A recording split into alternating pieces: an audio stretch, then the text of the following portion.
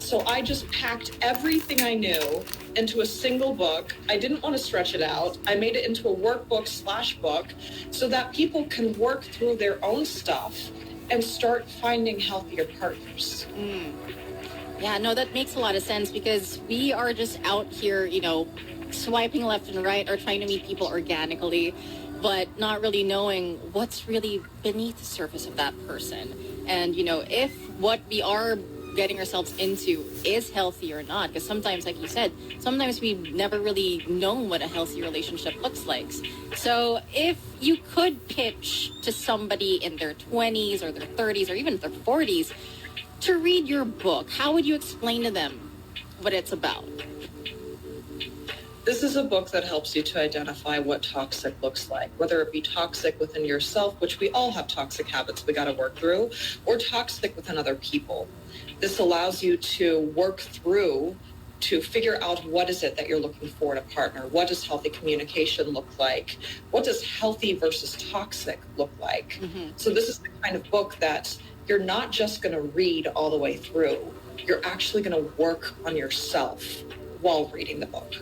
It's like, I think I read somewhere that's like kind of like a workbook that lets you really dive into yourself, I guess, right? Yes. This book is a workbook where the first section's like a book, right? You're just reading pages. But then I slowly start like creeping in like these little sections that you have to fill out. If you're reading the ebook, you need to have a journal or something that you can write out the answers. But if you buy the actual physical book, then you just fill out your answers in the book. And then the further you go into the book, the more work you're putting in. Because now you've already learned the information that you need. Yeah. So let's start working through what you've just learned. I love that. That's so cool. I mean, and I think to make it more interactive and not just reading it, I think that would be really helpful to really ingrain it in people's minds and try to start learning and healing, right? So, like I mentioned, I was able to browse through the first few pages, and in it includes 7 somewhat archetypes of toxic people one would hope to never meet, but likely will. So in your own life, did you actually meet these 7 personalities, or were they inspired also by other people's stories apart from your own? A mixture of both. I've met all 7. And I'm like, oh, sweet Lord.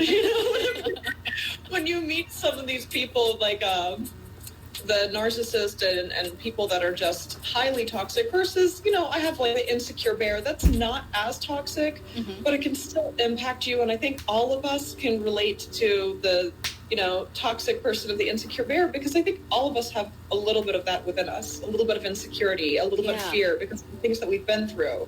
So some of these you're going to read and you're going to be like, I've met someone like that. While others, you'll be like, I've met someone like that. Oh, I'm kind of like that too. And it's going to hit you where you're like, ooh, I got to work on that. Make this a little healthier. Yeah, for sure. And, to identify these people, and probably there are other types of toxic people too, but to identify those 7, I think it's a good start for us to be like, oh, that person was toxic after all. And to just really, in hindsight, like, it's a good thing you're no longer with them. God willing that you're no longer with them as well. So in relation to the title of your book, do you also believe, because there are these a-holes, do you believe that there's also a pandemic of sorts of toxic relationships going on in the world? I think there's a lot of toxic relationships going on in the world, and a lot of people that aren't willing to work on themselves, because that self-work, God, that's painful. That's painful to go through, to have to self-reflect and be like, oh my God, who am I? And you have these moments where you realize that you don't really like the person that you've become, and it's not your fault that you have all these wounds on you. A lot of toxicity stems from wounds, right? And I'm not talking about abusers, though, technically we could say that.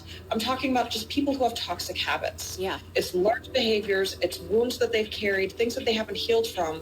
And in order to heal from them, you have to face those wounds. Yeah. And that can be a really hard and painful experience to go through. So there are certain people that are in, I always call it the first level of toxicity. They'll point to everyone else and claim everyone else is toxic. Meanwhile, they're hurting everyone else from the wound they have with them, from the learned behaviors, and they don't want to acknowledge that.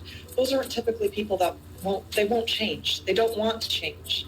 They're scared to look at themselves. tolerance. And then you have the next level of toxic of people that recognize they're toxic and they're like pointing their fingers and then they're like, wait, no, I'm a monster. This is not good. And it's not saying that you're a monster, but I've heard people actually call themselves that. Yeah.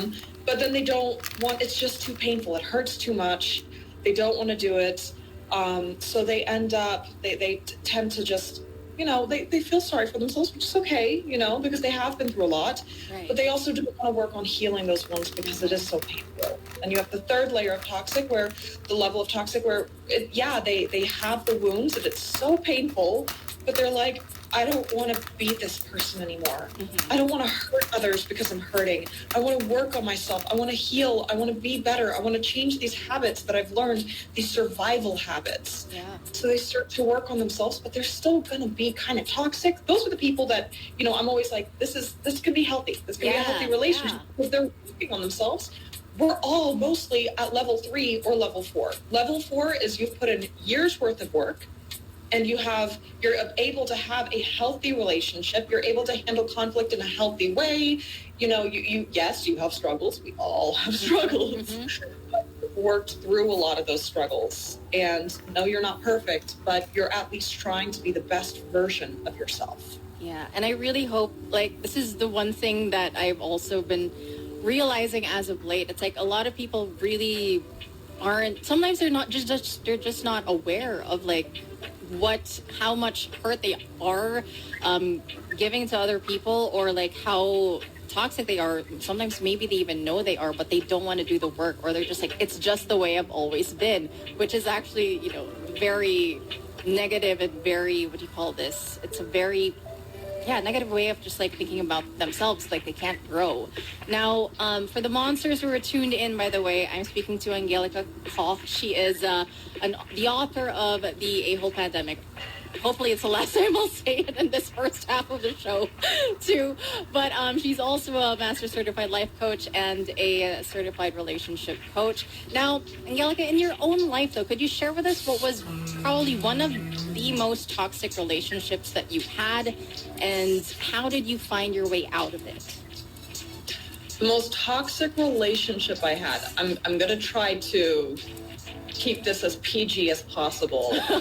That's why I said one of, in case you want to dial it down a little bit. Well, it unfortunately was an extremely abusive relationship that I was in. It was the first relationship I ever got in. And this person did, think of the worst things possible, they did that and more. So let's keep it like that. Just because we're on radio, I don't want to trigger anyone. But that was the worst one, and that really just destroyed me. It absolutely destroyed me for many years. Whenever I first got into the relationship, I was more of a secure attachment style. But after that relationship, for years, I was highly avoidant. I kept everyone at an arm's length. I couldn't get close to anyone. I couldn't even feel love because of how just annihilated this relationship made me. Like, I can't even say enough, like how I was destroyed. But I worked through that, and because I was still in the healing process, I attracted more toxic people. And then I found my way into becoming healthier and healing and growth, and that's when I started to attract that to your people. So when did that breakthrough happen then? Like when you realize, okay, it's one thing for me to carry the baggage into new relationships and these people that I am attracting at the moment, but to heal from it and lighten the burden, like I got to do some inner work. So when did that happen for you? What was your turning point? I was 24.